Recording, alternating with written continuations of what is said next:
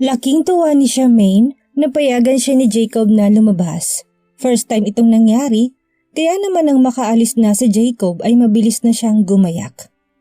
Naisip niya na hindi maaring malaman ni Jacob ang kanyang totoong pupuntahan, kaya napagpasyahan niyang magpahatid muna sa mall.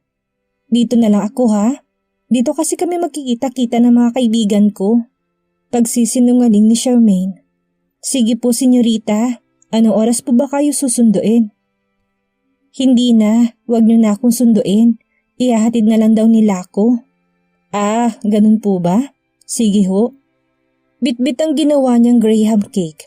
Ay dali-dali na siyang bumaba sa sasakyan at para maging makatotohanan ay pumasok pa kunwari sa loob ng mall si Charmaine. Inintay niya kasi munang makalayo ang driver ni Jacob bago siya lumabas. At nang masigurado na niyang nakalayo na ito, ay mabilis na siyang pumara ng taxi. Ang totoo nga niyan ay kinakabahan pa siya na baka wala siyang maabutan kila Rafael dahil iniisip niya na baka lumabas ito para mag-celebrate. Wala kasi siyang cellphone para ipaalaman lang sa kaibigan na darating siya. Pagkadating niya sa mansyon nila Rafael ay kaagad na siyang nakilala ng security guard. Ma'am, good morning po. May usapan po ba kayo ni sir? Ang bilin ho kasi niya sa akin wag daw po akong tatanggap ng kahit na sinong bisita. Gusto lang daw po niya mapag-isa. Malungkot na wika ng matabang guard. Imbis na malungkot natuwa pa si Charmaine sa narinig. Kampante kasi siyang matutuwa ito kapag nalamang nandito siya. Inimbitahan kasi siya nito kahapon at yun nga lang ay tinanggihan niya. Manong, inimbitahan niya po kasi ako kahapon. Kaso sinabi ko pong hindi ako makakapunta. Gusto ko po kasi siyang isurprise. Napakamot ang security guard at mukhang hindi naniniwala. Mahigpit kasi ang bilin dito ni Rafael na wag talagang tatanggap ng bisita. At dahil nakita nitong nangangawit na ang dalaga, sa dalang tray ay napilitan na rin itong papasukin siya sa mansyon. Sigurado ho kayo ha? Sandali lang po. Tatawagan ko lang si sir para ipaalam na nandito ka. Akmang kukunin pa lamang ang nasabing guard, ng telepono ay mabilis na niya itong pinigilan. Teka lang manong, susurprise ko nga hindi ba? Ihatid na lang ako sa loob. Sige na nga po, basta kapag nagalit si sir. Sagot mo ko ha? Oo naman. Kinindatan pa niya ito bago talikuran. Hindi na siya nito sinamahan sa loob dahil walang magbabantay sa gate. Alam na rin naman ni Charmaine kung saan ang kwarto nito kaya dire-diretso na siyang pumanhik sa hagdan. Dahan-dahan niyang pinihitang doorknob ng kwarto nito at nalungkot siya nang maabutan ng kaibigang nakatalukbong ng kumot. Dahil DIY ang dala niyang cake ay DIY din ang dala niyang kandila. Natatawa niyang sinindahan ng kandila na kulay dilaw at mabilis na tinusok sa graham cake. Naupo siya sa tabi na nakatalukbong na si Rafael at mabilis na hinatak ang kumot. Nakita niyang tulog na tulog ito kaya naisip niyang kantahan ito para magising. Happy birthday to you, happy birthday to you, happy birthday, happy birthday. Happy birthday to you. Nang matapos niya itong kantahan ay napansin niyang nanginginig ito na parang nilalamig. Kaya naman pinatong niya muna sa lamisita na nasa tabi ng kama ang hawak na cake at kaagad niyang hinipo ang katawan ng kaibigan. Rafael? Uy, may sakit ka ba? Sinalat niya ang leeg nito at napaso siya sa taas ng lagnat nito. Diyos ko, ang taas ng lagnat mo. Ibabalik na sana niya ang inalis na kumot na bigla siya nitong hilahin, dahilan para madapa siya sa kaibigan. Charmaine, dumating ka. Nagulat si Rafael nang makitang akala niya hindi na dadating na si Charmaine. Niyakap niya ito sa sobrang tuwa. Buong akala niya kasi ay hindi ito makakapunta. Na-surprise ka no? Pwede bang hindi ako pumunta sa special na araw ng buhay mo? Marahan pang pinitik ni Charmaine ang matangos na ilong ni Rafael. Salamat ha. Akala ko talaga magkukulong lang ako dito maghapon Nanatili pa rin sila sa ganung pwesto ng ilang minuto. Bigla nga lang natawa si Charmaine dahil naramdaman niyang may matigas na bagay na tumutusok sa kanyang puson. Dali-dali siyang bumangon. Wrong timing yata ang dating ko. Nanonood ka ba ng X-rated kaya ka nakatalukbong? Biro niya sa kaibigan. Ha? Bakit naman ako manunood nun? Tinuro ni Charmaine ang gawing pang-ibaba ni Rafael kung saan bakat na bakat pa rin ang naninigas nitong Junior. Charmaine naman that's normal. Kaming mga boys, normal lang sa amin ang tigasan habang natutulog. Depensa nito. Tinignan siya na nakakaloko ni Charmaine. Totoo ba yan? Bakit sino bang napapanaginipan mo? Pabirong tanong niya kay Rafael. Ikaw, sa isip-isip ni Rafael. Wala siyang lakas ng loob para aminin yun kay Charmaine. Ayaw niya kasing masira ang tiwala nito sa kanya at pag-isipan siya nito ng namamantala. Sa ngayon, okay na kay Rafael ang setup nila ni Charmaine bilang magkaibigan. Ngunit sa isang banda ng puso niya ay umaasa siya na balang araw ay magising na ito sa bulag nitong pagmamahal kay Jacob. Para kasi kay Rafael ay hindi tamang pakikipagrelasyon ni Charmaine kay Jacob.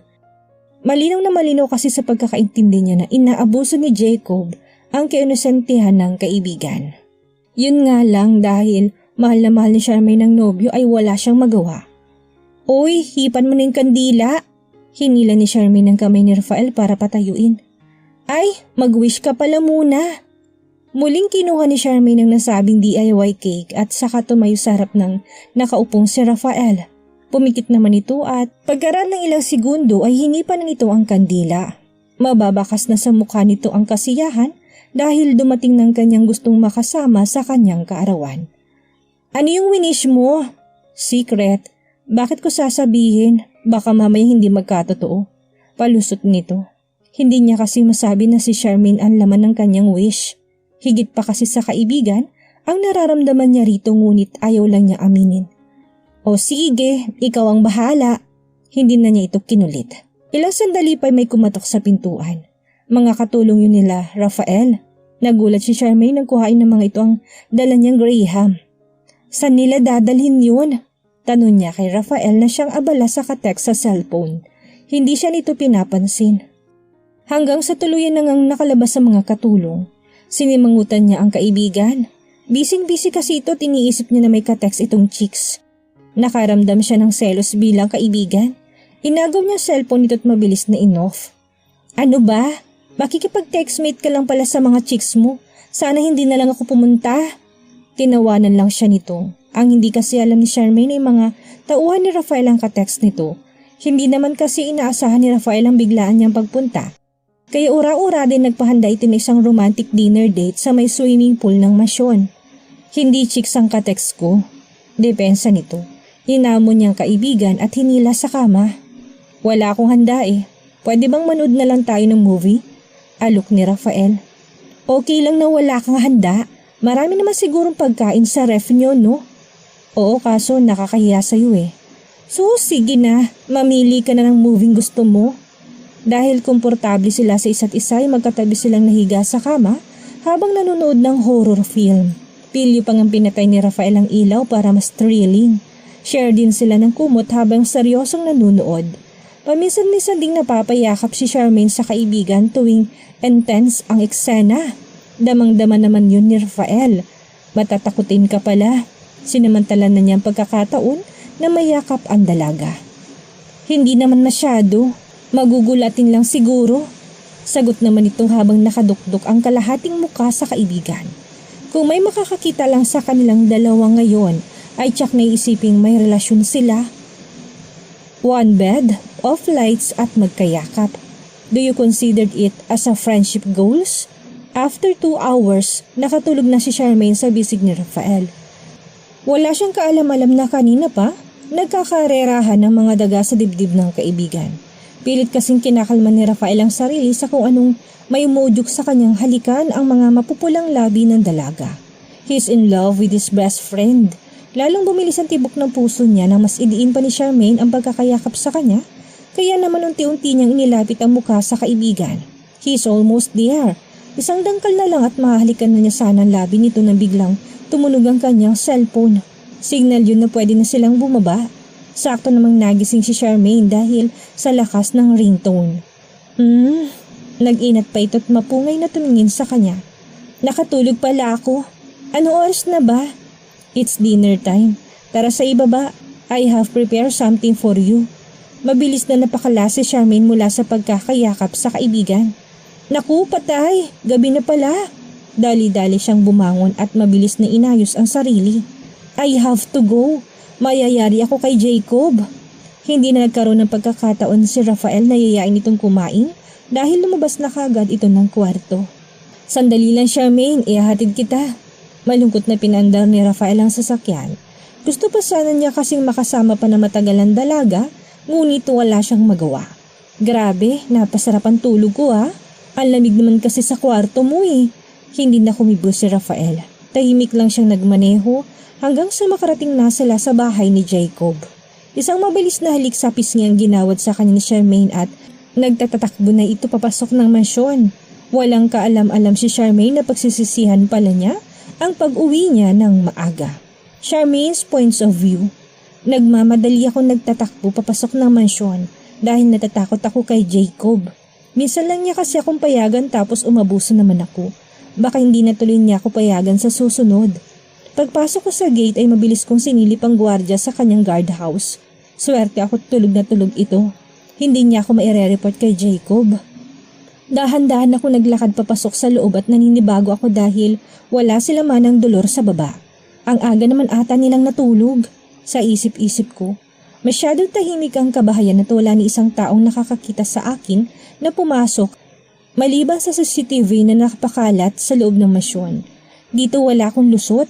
Hanggang sa nakapanhik na ako sa itaas ay wala pa rin nakakita sa akin. Wala pa siguro si Jacob. Naisipan kong magmadali nang pumasok sa aming kwarto para makapagpalit ng damit. Mainam na madatnan na niya akong nakapantulog para isipin niya na kanina pa ako nandito.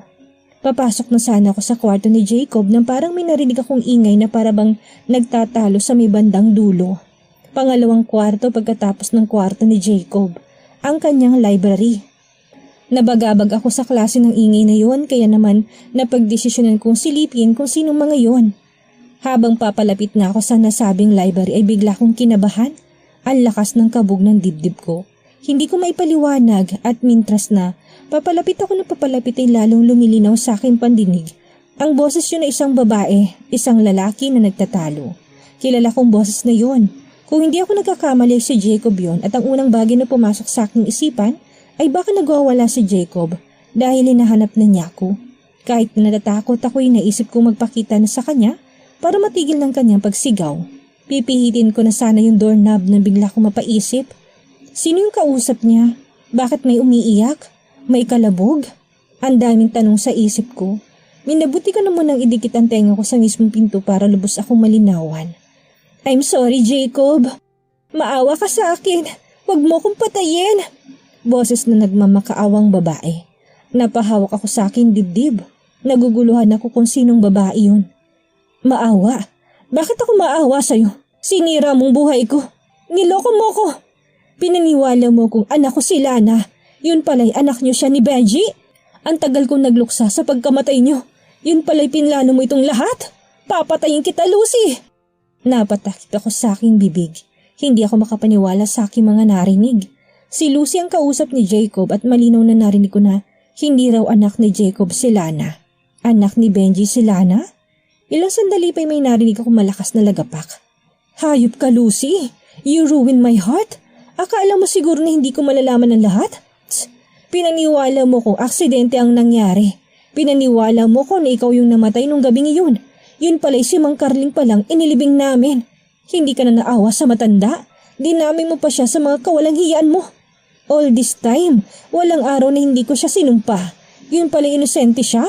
Paano mo naatim na dalawang buhay ang nawala dahil sa punyetang pagtataksil mo na yan? Automatikong tumulong mga masaganang luwas sa aking muka. Biglang nanikip ang dibdib ko't parang hindi ako makahinga sa aking mga natuklasan. Patay ng itay? Hanggang ngayon ay hindi pa rin ako makapaniwala. Pinatay ni Lucy ang itay at hindi pala totoong mga binibintang ni Jacob sa kanya. Alam pala ni Jacob na matagal nang patay ang aking itay, ngunit bakit hindi niya yung sinasabi sa akin? Bakit pinaniwala niya kung ang itay kong may kasalanan ng pagkamatay ng kanyang asawa at anak? Wala na akong magagawa kung hindi mo pa ako kayang patawarin. Maniwala ka, nagsisisi na ako. Gusto ko nang bumalik sa'yo. Magsimula tayong muli. Baliw ka na, Lucy. Ang tigas ng mukha mo. Sa tingin mo maluloko mo pa ako? Tsk, kulang pang buhay mo bilang kabayaran sa mga kasalanan mo sa akin. At sino pinagmamalaki mo sa akin? Ang anak ni Mang Carling? Pwede ba, Jacob? Huwag kang ano dyan? Akala mo ba hindi ko alam na niloko mo rin yung Charmaine na yan? Grabe ka. Pareho lang tayo. Huwag kang magmalinis. Alam ko namang ginagamit mo lang din yan si Charmaine. Tumigil ka! Hindi na malinaw sa akin kung ano nang nangyayari sa loob ng library. Matapos ko kasing marinig ang lahat-lahat ay tuluyan na akong nanghina. Nanlambot ang tuhod ko na para bang nawalan na ng lakas upang makahakbang. Ang tanga mo, Charmaine. Napakatanga mo. Ngayon, hindi ko na alam kung ano bang dapat kong maramdaman. Hindi ko alam kung paano ko pa makakayang harapin si Jacob pagkatapos ng lahat ng aking nalaman. Isa lang palang malaking kalokohan ang pagmamahalan namin. Niloko ako ni Jacob. Ginawa niya akong laruan. Naniwala ko sa kanya at binigay kong lahat-lahat. Yun pala'y pareho sila ni Lucy. Pareho silang manluloko. Pinaniwala niya akong buhay ang aking ama. Nakuha ko pang makipagkasundo sa kanya alang-alang sa kaligtasan ni Itay. Yun pala'y matagal na itong patay. Alam lahat yun ni Jacob, ngunit hindi niya yung sinabi sa akin. Sinira niya ang buhay ko pati na rin ang pagka-inosente ko'y kinuha niya sa akin. Maling-mali pa lang nagtiwala ko sa kanya. Hindi ko na masikmurang makisama pa sa kanya. Nag-decide ako na umalis na lang sa mansyon. Wala na kasi ako makitang magandang rason para manatili pa dito. Sapat ng mga nalaman ko para iwanan si Jacob. Hindi ko nahantayin na sirahin niya pang muli ang kinabukasan ko.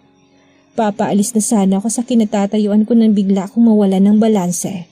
Aksidente ako napasandal sa pintuan dahilan para makagawa ako ng ingay. Bago pa man makatunog si Jacob, na naroon ako sa labas ng library ay dali-dali na akong nagtatakbo pababa ng hagdanan. Ayoko nang makarinig pa ng kahit na ano mula sa kanya. Natatakot ako na baka muli niya akong madala sa matatamis niyang salita. Tinatapos ko na ang lahat ng namagitan sa amin. Masamang-masama ang loob ni Charmaine kay Jacob dahil pakaramdam niya ba ay parang isang malaking kalokohan ang pagpatol niya rito. Kung noong simula pa lang ay nalaman niyang ito malamang, hindi na niya naising makaharap ito. Pinagsinungalingan siya ni Jacob. Hindi nito sinabing matagal nang patay si Carling. Sa halip binuntun pa ni Jacob ang lahat ng sisi rito. Yan ang mga bagay na hindi matanggap ni Charmaine. Jacob destroy her. Ang daming nagawang kasalanan ni Jacob sa kanya at sa tingin ng dalaga ay wala nang dahilan para mahalin niya pa ito. Samantala, hindi natuloy ang planong pagpatay ni Jacob sa dati niyang asawang si Lucy. Bigla kasi siyang naalarma sa isang kaluskos sa labas ng library. Dali-dali niyang binusalan ang bibig ni Lucy at saka tumakbo palabas. Wala naman siyang naabutan na tao sa labas ng library kaya naisip niyang baka pusa lamang o ano. Kampante kasi siya na wala pa ito sa mansyon dahil maigpit niyang binilinan ang gwardiya ng mansyon na ipaalam kaagad sa kanya kapag dumating na ang dalaga. Sila man ang Dolor, Carol at Len naman ay inutusan niya mag-grocery upang hindi nito marinig ang pagpaparusa niya kay Lucy. God, asan ka na ba? Bakit wala ka pa? Agad na napatingin si Jacob sa orasan. Gabi na kasi ngunit wala pa ring signal ang gwardyang dumarating na ito. Walang kaalam-alam si Jacob na narinig ng dalagang pagtatalo nila ni Lucy at nilayasan na siya nito. Mabilis niyang tinawagan ng gwardya. Hello boss, si Charmaine, dumating na ba siya? Wala pa siya boss. Hamo sasabihan ko po kayo agad kapag dumating na siya. Okay. Muli niyang binalikan sa library si Lucy. Mabilis niya itong pinagsasampal at pinagtatadyakan upang maihayag ang galit niya sa panggagago nito sa kanya. He wants to kill her but also he wants to see her suffer. Hindi kita papatayin na isang bala lang. Alam mo kung anong gusto ko? Ang lumuha ka ng dugo. Isang malakas na bigwas sa mukha ng muling pinakawala ni Jacob. Pagdudusahan mong ginawa mo, Lucy. Mapupunta ka sa impyerno. Samantala, walang kahit na anong binitbit si Charmaine maliban sa kanyang sarili. Ilang oras na rin siyang naglalakad ngunit hindi niya rin alam kung saan siya pupunta. Basta gusto niya lang makalayo, yakap-yakap niyang sarili. Habang panay ang tulo ng kanyang mga luha, hindi niya alam kung dapat niya pa bang ipagpatuloy ang buhay niya dahil wala na siyang makitang dahilan para magpatuloy. Wala na kasing ama niya at wala na rin siyang pamilya na maaaring takbuhan. Walang-wala na siya ngayon. Habang naglalakad ay bigla siya nakaramdam ng gutom. Ate, kain na oh. Ere, mainit na mami, sakto ngayong malamig na panahon. Alok ng tindero ng mami. Mabilis siyang umiling. Kahit na gusto niya kasing kumain ay wala naman siyang pambili. Hanggang sa bigla niyang naalala na may binigay nga palang pera si Jacob sa kanya. Ayaw man niyang gastusin yun ngunit mahapding-mahapdi ng kanyang bituka sa gutom. Muli niyang binalikan ng tindero at napagpasyahang kumain. Manong, pabili nga po ng isa. Umupo siya sa may single na bilog na upuan habang naghihintay. Meron din naman doong lamesang tiniklo para sa mga kakain. Eto na po, 60 pesos lang. Mabilis na kinuha ni Charmaine ng kanyang wallet sa bulsa. Pagkabukas pa lamang, ay agad na bumungad sa kanyang calling card ni Rafael. Bigla siyang napangiti. Hindi pa pala siya nag-iisa sa mundo. May isang tao pa na po pwede niyang lapitan, ang kanyang best friend. Inabot ni Charmaine sa tenderong 1,000 papel. Napakamot ito ng ulo. Wala ho bang barya? Binuksan niya muli ang kanyang wallet ngunit wala talaga siyang makitang barya. Puro lilibuhin ang laman nito at bigay yun lahat ni Jacob. Manong, wala po talaga eh. Pasensya na po. Wala na nagawang tendero at tinanggap ng kanyang binayad. Ilang sandali pa'y bumalik ito at inabot ang kanyang sukli. Muli niyang nilagay sa bulsa ang kanyang wallet. Parang patay gutom si Charmaine habang maingay na kumakain. Nagulat rin ang mga katabi niya dahil mabilis lang niyang naubos ang isang mangkok ng mami. Sa wakas ay nalamnan na rin ang tiyan niya. Sa ngayon, plano niyang puntahan si Rafael at makiusap na kung maaari ay doon muna siya tumuloy. Hala, asa na yun? Pagtutukin ni Charmaine sa kanyang pitaka. Kaagad siyang tumayo upang tingnan nito sa paligid ng inupuan niya kaso hindi niya ito makita. Manong, may napansin po ba kayong wallet na kulay itim? Tanong niya sa katabi. Wala eh, mabilis na sagot nito. Kanina lang po nandito lang sa bulsa ko yun eh. Saan kayo napunta? Halos mahilo nakakahanap si Charmaine ngunit wala talaga. Hindi kaya natukutan ka?